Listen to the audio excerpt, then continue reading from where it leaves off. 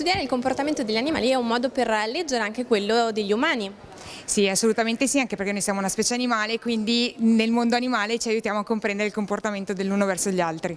Ecco, alcuni dei comportamenti appunto degli animali, come quello delle scimmie, ma quello anche dei fenicotteri, ricordano un po' quello che facciamo tutti i giorni noi.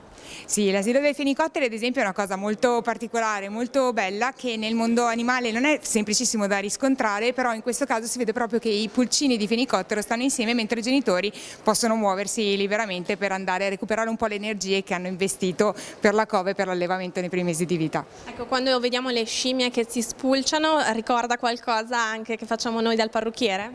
Sì, ricorda proprio il fatto di andare dal parrucchiere, in realtà è un po' come lo spettacolare, come il chiacchierare, raccontarci un po' le cose, è proprio un modo per legare moltissimo tra le persone, per creare questi legami importanti.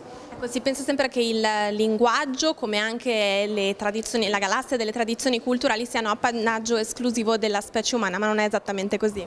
No, gli studi ci dicono che c'è la possibilità di riscontrare sia delle tradizioni culturali negli animali, così come il linguaggio. Ovviamente sono forme più rudimentali, però ad ogni modo ci sono strutture grammaticali, regole matematiche e soprattutto c'è la possibilità di trasmettersi le informazioni l'un l'altro in modo tale che la specie possa continuamente evolvere e cambiare in modo tale da potersi adattare ai cambiamenti che ci sono nell'ambiente circostante.